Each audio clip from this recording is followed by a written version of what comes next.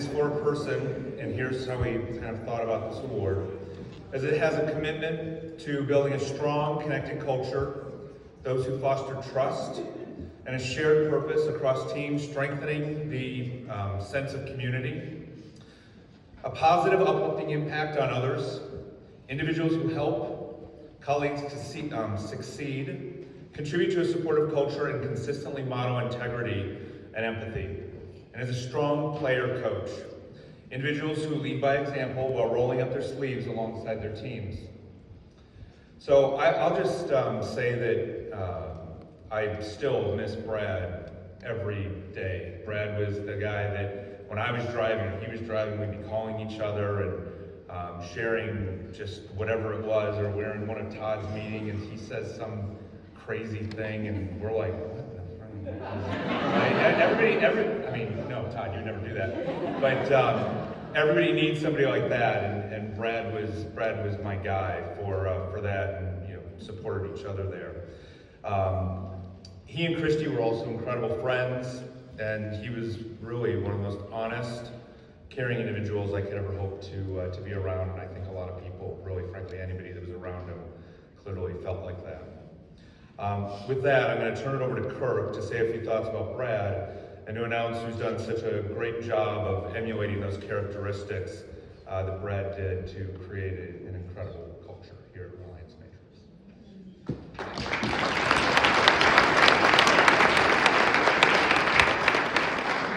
I'm definitely honored to be here. First off, congratulations to everyone in the room tonight. Obviously a lot of winners. It's a great vibe, great energy. Love being around winners.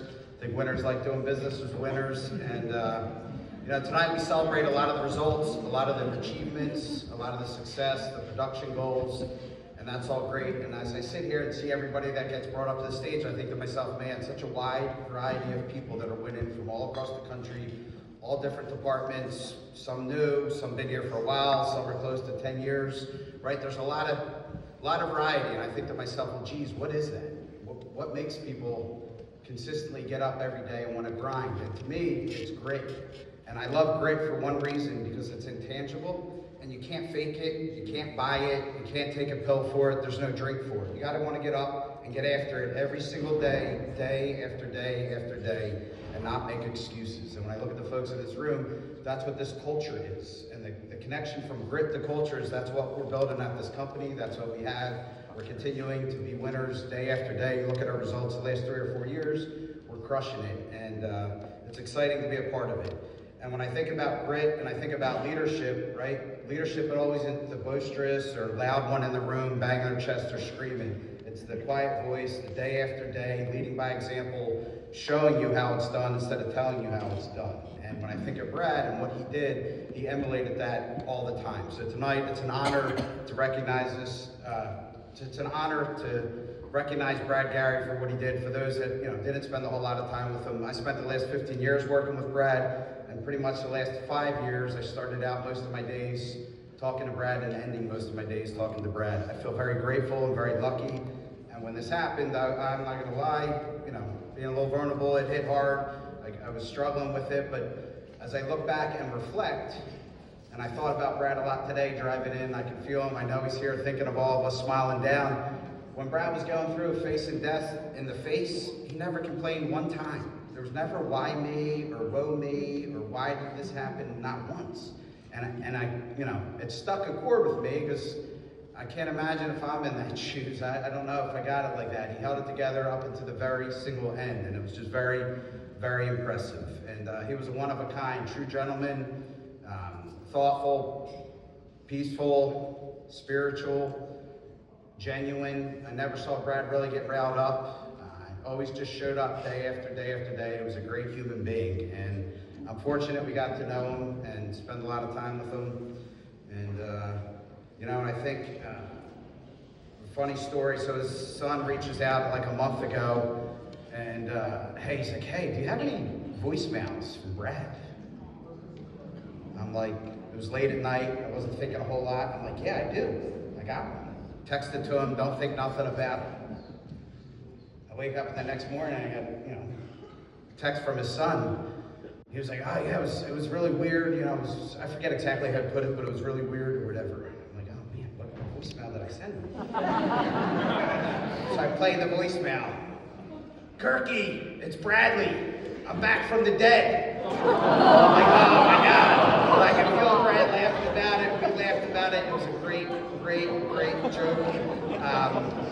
I didn't do it on purpose, but it was Brad. He had chemo the first week of July. It was the second day after, and he struggled. It hit him hard, and he called me that Wednesday night and left me that voicemail, and I kept it because, I don't know, I just knew I wanted to keep a voicemail or whatever, but man, I can go on and on talking about Brad, but I think why this award matters is because we're recognizing, true culture, and that's what we're building here. We're recognizing great people, and we want to keep this on. So year after year, as we continue to give this award, it won't be a one and done. It will compound, and there'll be other recipients that can continue to, emulate Brad and strive to fill the shoes that he did, which, they're big for sure.